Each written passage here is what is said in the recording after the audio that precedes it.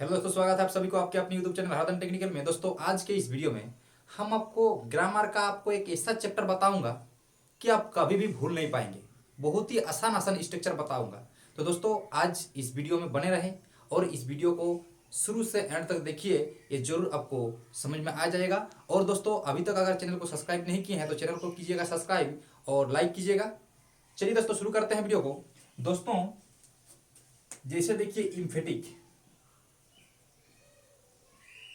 Emphatic दोस्तों, grammar का एक चैप्टर है इम्फेटिक। दोस्तों, आप इम्फेटिक कैसे बनाएंगे? तो दोस्तों, सबसे पहले समझना है कि इम्फेटिक आखिर होता क्या है, यानी इसका अर्थ क्या होता है। ठीक है, तो दोस्तों, इम्फेटिक का अर्थ होता है निश्चित करना। ठीक है, इम्फेटिक का अर्थ क्या होता है? निश्चित करना। नहीं समझ में आया? चलिए दूसरा लिख देते हैं, या जोर देना। जोर देना दोस्तों, जोर देना। किसी भी सेंटेंस को जोर देना है, यानी वो वीक है यानी कमजोर है, उसको क्या करना है? जोर देना है दोस्तों। ठीक है, उसको मजबूत करना है। तो दोस्तों, मजबूत करने के लिए कुछ तो जोड़ना पड़ेगा। ठीक है, ऐसे तो मजबूत नहीं होगा। इसलिए दोस्तों क्या जोड़ेंगे? देखिए, किसी भी सेंटेंस को जोर देने के लिए आपको डू, डिड और डज का यूज करना है। ठीक है, किसी भी सेंटेंस को आप अगर जोर देते हैं तो जोर देने में तो कुछ देना होगा। दोस्तों, वो क्या चीज है जो देंगे हम लोग? तो दोस्तों देखिए, जोर देने के लिए आपको डू, डिड और डज का प्रयोग करना होगा। ठीक है, तो एक्चुअली अभी ये जानना है कि इम्फेटिक में क्या क्या रहता है। ठीक है, और जो हम आपको बताएंगे उससे बाहर का कभी भी नहीं रहेगा। जो हम आज इस वीडियो में बताएंगे तो वो पूरा पूरी इसी से स्ट्रक्चर से बनेगा, लेकिन बाहर का नहीं रहेगा। जो हम बताएंगे उसी के अनुसार रहेगा। ठीक है, तो चलिए शुरू करते हैं। जैसे तो इम्फेटिक जो है, इम्फेटिक का मतलब समझ गए कि निश्चित करना या जोड़ देना। किसी भी सेंटेंस को अगर निश्चित करते हैं या जोड़ देते हैं तो हम लोग क्या जोड़कर जोड़ देंगे, निश्चित बनाएंगे? डू, डिड, डज, यानी डू, डिड और डज का प्रयोग करके हम लोग किसी भी सेंटेंस को निश्चित करेंगे, यानी जोड़ देंगे। ठीक है दोस्तों, तो दोस्तों इम्फेटिक में क्या क्या रहता है और जो हम बताएंगे उससे बाहर का नहीं रहेगा। ठीक है, देखिए इम्फेटिक में क्या क्या रहता है। पहला नंबर रहेगा सिंपल प्रेजेंट। ठीक है, और दूसरा नंबर में रहेगा सिंपल पास्ट। उसके बाद तीसरा नंबर में रहेगा इंपेरेटिव सेंटेंस। उसके बाद चौथा नंबर में रहेगा प्रेजेंट परफेक्ट और पास्ट परफेक्ट। दोस्तों देखिए, इम्फेटिक बनाने के लिए ये चार ठो चीज रहेगा। Simple present, simple past, imperative sentence और प्रेजेंट परफेक्ट और पास्ट परफेक्ट। ये चारों चीज रहेगा। ठीक है, ये चारों चीज रहेगा। इससे बाहर का आपको क्वेश्चन नहीं पूछेंगे इम्फेटिक बनाने के लिए। ठीक है, तो दोस्तों अभी कैसे बनाएंगे देखिए। जैसे यहां सिंपल प्रेजेंट है, सिंपल पास्ट है, इंपेरेटिव सेंटेंस है, प्रेजेंट परफेक्ट और पास्ट परफेक्ट है। दोस्तों अभी आपको क्या करना है, सबसे पहले देखना है सिंपल प्रेजेंट को। उसके बाद हम लोग एक एक करके देखेंगे। तो सबसे पहले आपको जानना है सिंपल प्रेजेंट का स्ट्रक्चर, यानी सिंपल प्रेजेंट का स्ट्रक्चर क्या होता है। दोस्तों, पहला वाला वीडियो नहीं देखे हैं तो उसको देख लीजिए। पार्ट 1, पार्ट 2, पार्ट 3 करके टेंस में भी पढ़ाया गया है, टेंस भी बताया गया। अगर वीडियो नहीं देखे हैं तो वो वीडियो देख लीजिए, समझने में एकदम आसानी होगा। तो दोस्तों यहाँ सिंपल प्रेजेंट है सबसे पहले। तो सबसे पहले हम लोग सिंपल प्रेजेंट को देखते हैं। ठीक है, चलिए। तो दोस्तों देखिए, सिंपल प्रेजेंट का जो स्ट्रक्चर होता है वो होता है subject plus verb one plus object. ठीक है, क्या होता है? Subject plus verb one plus object होता है। तो दोस्तों जब आपको इम्फेटिक बनाना है ईएमपी, तो क्या करना है? डू और डीड और डज का प्रयोग करना है। किसका प्रयोग करना है? डू, डीड और डज का। ठीक है, जैसे देखिए यहाँ वर्ब वन है तो दोस्तों वर्ब वन अगर है तो डू का प्रयोग कीजिए। अगर वर्ब टू है तो डीड का प्रयोग कीजिए। अगर वर्ब फाइव है तो डज का प्रयोग कीजिए। ठीक है, ये तीन तो चीज आपको जोड़कर किसी भी सेंटेंस को निश्चित करना है। ठीक है दोस्तों, तो जोड़ देना है। तो दोस्तों देखिए, यहाँ चूंकि वर्ब वन है तो वर्ब वन है, इसलिए क्या जोड़ना पड़ेगा आपको निश्चित करने के लिए? डू का प्रयोग करना है। इसलिए सब्जेक्ट के बाद आप डू लगा दीजिए। उसके बाद पूरा कंप्लीट कर दीजिए वर्ब वन प्लस ऑब्जेक्ट। आपका आंसर रेडी है। और देखिए ये वाला होगा आपका इम्फेटिक। जो देखिए, तो इसका सेंस दोस्तों क्या होगा बता दे रहे हैं। देखिए इसका सेंस क्या होगा। देखिए जैसे एक एग्जाम्पल ले रहे हैं, आई राइट ए लेटर। ठीक है दोस्तों, आई राइट ए लेटर मैं पत्र लिखता हूं, यानी मैं एक पत्र लिखता हूं। तो दोस्तों subject plus do plus verb one, जब भी डू लग जाएगा तो क्या बोले हम, जब भी डू लग जाएगा तो क्या बोले हम कि वो इंफेटिक बनेगा, यानी जोर, उसमें जोर लगेगा। तो दोस्तों इसका सेंस क्या होगा, ही रहता है। इसका जो हिंदी सेंस होगा वो होगा ही रहता है। मतलब क्या, आई राइट ए लेटर, मैं एक पत्र लिखता हूं। तो दोस्तों इसको अगर हम लोग इंफेटिक बना देंगे, यानी अगर इसमें जोर देंगे तो क्या होगा, I do write a letter, I do write letter हो जाएगा। तो दोस्तों I do write a letter, तो देखिए जब भी डू यहां प्रयोग कर दिए, क्योंकि यहां डू का प्रयोग क्यों किए, डज का भी प्रयोग कर सकते थे, डीड का भी प्रयोग कर सकते थे। दोस्तों ऐसा बात नहीं है, वर्ब वन है तो अगर किसी सेंटेंस में वर्ब वन का प्रयोग हो तो आपको डू का ही इस्तेमाल करना होगा, डीड और डज का प्रयोग नहीं करना होगा। ओके चलिए, तो देखिए यहां देखिए आई डू राइट लेटर, जब आई राइट लेटर था तो यानी आई राइट ए लेटर, मैं एक पत्र लिखता हूं। दोस्तों उसी को हम लोग अगर इंफेटिक बनाएंगे, I do write a letter, तो इसका सेंस जो होगा क्या होगा, मैं एक पत्र लिखता ही रहता हूं, लिखता ही रहता हूं, लिखता हूं और लिखता ही रहता हूं। देखिए जोर लग रहा है ना, देखिए आई राइट लेटर, मैं एक पत्र लिखता हूं, और दूसरा में देखिए आई डू राइट लेटर, मैं एक पत्र लिखता ही रहता हूं। देखिए जोर लग रहा है, इसीलिए आपको क्या करना है, इंफेटिक बढ़ाने के लिए डू, डीड और डज का प्रयोग करना है। ओके चलिए देखते हैं नेक्स्ट नंबर। तो दोस्तों देखिए सिंपल प्रेजेंट जो है, सिंपल प्रेजेंट का दो ठो स्ट्रक्चर होता है। ए नंबर देखिए subject plus verb one plus object होता है, और दूसरा नंबर आपका है subject plus verb five plus object. चलिए उसको भी देख लेते हैं। देखिए ठीक है, तो देखिए इसका बी नंबर स्ट्रक्चर क्या होता है, देखिए structure subject plus verb five plus object. दोस्तों ये subject plus verb five plus object होता है, यानी सिंपल प्रेजेंट का बी नंबर यानी दूसरा नंबर स्ट्रक्चर। तो दोस्तों अभी आपको कैसे पता रहेगा कि वर्ब फाइव मतलब क्या होता है, दोस्तों आपको समझ जाना है कि वर्ब फाइव मतलब होता है कि क्रिया के अंत में एस नहीं तो एस का प्रयोग रहेगा जरूर, तभी उसको हम लोग वर्ब फाइव बोलेंगे, अदरवाइज नहीं बोलेंगे। ठीक है, तो चलिए देखिए, जैसे यहां देखिए वर्ब फाइव मतलब समझ जाना है कि एस नहीं तो उसमें एस जरूर प्रयोग रहेगा, अगर नहीं रहता है दोस्तों तो उसको हम लोग वर्ब वन बोलेंगे, और अगर एस या एस का प्रयोग रहता है तो हम लोग बोलेंगे कि ये वर्ब फाइव है। और जब भी आपका वर्ब फाइव हो तो आपको क्या जोड़ना है, डज जोड़ना है। चलिए तो देखिए जब इसको इंफेटिक बनाएंगे तो क्या होगा, सब्जेक्ट होगा, सब्जेक्ट के बाद अभी वर्ब फाइव है इसलिए किसका प्रयोग करना है, डज का, इसलिए क्या होगा दोस्तों, डज। उसके बाद दोस्तों देखिए इसको फाइव नहीं रहने देना है, ये जो वर्ब फाइव है, वर्ब फाइव के लिए ऑलरेडी हम लोग डज का प्रयोग कर लिए, जब वर्ब फाइव के लिए डज का प्रयोग करेंगे तो उसको दोस्तों वर्ब वन करना होगा। ठीक है, उसके बाद आपका ऑब्जेक्ट रहेगा, आपका आंसर रेडी है, और इसका भी सेंस वही होगा, ही रहता है। जैसे राम पढ़ता है, ठीक है, राम पढ़ता है तो क्या होगा, राम रीड्स।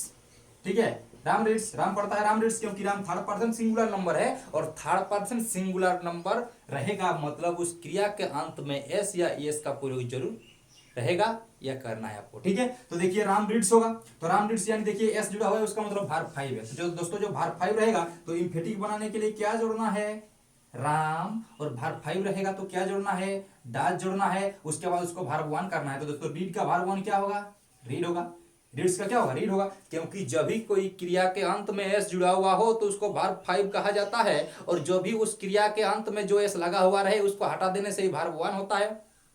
ठीक है, चलिए तो देखिए हो गया राम डज रीड। तो दोस्तों राम पढ़ता है, देखिए पहला वाला देखिए राम पढ़ता है, राम रीड्स, राम पढ़ता है। ठीक है, राम डज रीड, राम पढ़ता ही रहता है, राम रीड्स, राम पढ़ता है, राम डज रीड, राम पढ़ता ही रहता है, राम प्लेज, राम खेलता है, राम डज प्लेज, राम खेलता ही रहता है, राम लाफ्स, राम हंसता है, राम डज लाफ, राम हंसता ही रहता है। तो दोस्तों आप इस स्ट्रक्चर के अनुसार हजारों सेंटेंस का निर्माण कर सकते हैं। ठीक है, चलिए देखते हैं नेक्स्ट नंबर। नेक्स्ट नंबर देखिए क्या है, दूसरा नंबर में क्या है, सिंपल पास्ट। तो दोस्तों सिंपल पास्ट का जो स्ट्रक्चर होगा subject plus verb two plus object होगा। ठीक है, वर्ब टू रहेगा, तो वर्ब टू मतलब क्या लगाना है, डिड लगाना है, वर्ब टू मतलब डिड लगाना है। तो देखिए जब इंफेटिक बनाएंगे तो क्या होगा, सब्जेक्ट के बाद आपको डीड का प्रयोग करना है, उसके बाद जब भी वर्ब टू के लिए हम डीड का प्रयोग करेंगे तो उसको वर्ब वन करना है, उसके बाद ऑब्जेक्ट करना है। ठीक है, ओके, जैसे देखिए आई प्लेड क्रिकेट, ठीक है, यानी मैं क्रिकेट खेलता था, आई प्लेड क्रिकेट, मैं क्रिकेट खेलता था। जब भी आप उसको इम्फेटिक बनाएंगे तो उसका सेंस क्या होगा, देखिए आई और वर्ब टू है इसलिए आपको डी का प्रयोग करना है, और इसको तब क्या करना है, वर्ब वन करना है, उसके बाद आपको क्रिकेट ले देना है ऑब्जेक्ट। तो आई डिड प्ले क्रिकेट, देखिए आई प्ले क्रिकेट यानी मैं क्रिकेट खेलता था, और I did play cricket, I did play cricket मैं क्रिकेट खेलता ही रहता था। तो आप बहुत सारा इस स्ट्रक्चर के अनुसार आप सेंटेंस बना सकते हैं, ले सकते हैं, ठीक है। तो देखिए उसके बाद चलिए नेक्स्ट नंबर देखते हैं क्या है, इंपरेटिव सेंटेंस। तीसरा नंबर में आपका इंपरेटिव सेंटेंस। देखिए इंपरेटिव सेंटेंस, तो देखिए दोस्तों इंपरेटिव सेंटेंस का स्ट्रक्चर जो होता है वो वर्ब प्लस ऑब्जेक्ट होता है। यानी इंपरेटिव सेंटेंस का स्ट्रक्चर क्या होता है, वर्ब प्लस ऑब्जेक्ट होता है, उसका कोई भी सब्जेक्ट नहीं होता है, यानी उसका सब्जेक्ट नहीं रहता है। जैसे देखिए आई राइट ए लेटर, यानी देखिए दोस्तों ये वाला सब्जेक्ट है, ये वाला वर्ब है और ये वाला ऑब्जेक्ट है, ठीक है। ये सब्जेक्ट है, ये वाला वर्ब और ये वाला ऑब्जेक्ट। लेकिन इंपरेटिव सेंटेंस में ऐसा नहीं होता, ये सब्जेक्ट क्या रहता है दोस्तों, नहीं रहता है। ये सब्जेक्ट आपका इंपरेटिव सेंटेंस में नहीं रहेगा। तो सब्जेक्ट अगर नहीं रहेगा तो क्या रहेगा, देखिए राइट लेटर, राइट लेटर मतलब वर्ब और ऑब्जेक्ट ही रहेगा, मतलब उसको हम लोग इंपरेटिव सेंटेंस कहेंगे, ठीक है। अगर ये आई रहता तो ये सब्जेक्ट होने से ये क्या, ये इंपरेटिव सेंटेंस के अंतर्गत नहीं आएगा, ठीक है।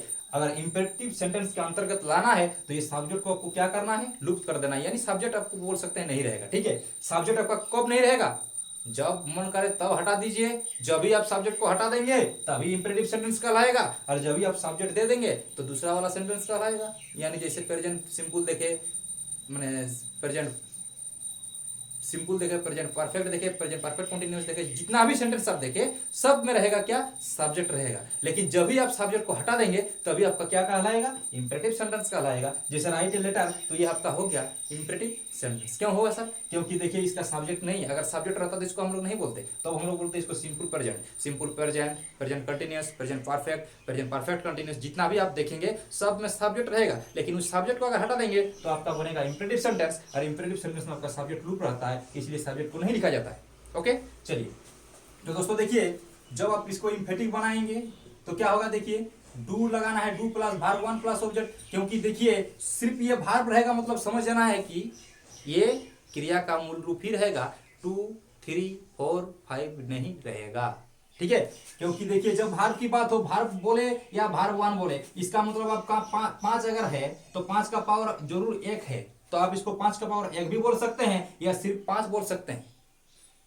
5 का पावर समझ जाना है कि इसके यानी इसका पावर कुछ नहीं मतलब 1 है कि नहीं। 5 का पावर कुछ नहीं मतलब 1 है, तो समझ रहे हैं। उसी प्रकार भी जो है, भी का पावर कुछ नहीं मतलब 1 है, यानी V1 है, तो V1 को हम लोग क्या लिख सकते हैं, भी लिख सकते हैं। तो जब भी को V1 को भी लिख सकते हैं तो भी को हम लोग V1 क्यों नहीं लिख सकते हैं, इसलिए समझ जाना है कि भी जो है वर्ब 1 है, तो हम लोग उसको वर्ब 1 से भी दर्शा सकते हैं और भी से भी हम लोग दर्शा सकते हैं। भी का मतलब भी समझ जाना है कि ये वर्ब 1 है, ठीक है। चलिए ओके, चलिए बढ़ते हैं। तो देखिए जैसे देखिए एग्जांपल हम सामने ही दे रहे हैं, राइट ए लेटर, देखिए वही वाला एग्जांपल। तो क्या होगा, do write a letter, write a letter हो गया आपका आंसर, ठीक है। राइट ए लेटर पत्र लिखता है, डू राइट ए लेटर पत्र लिखता ही रहता है। देखिए जोड़ दे रहे हैं कि नहीं, देखिए।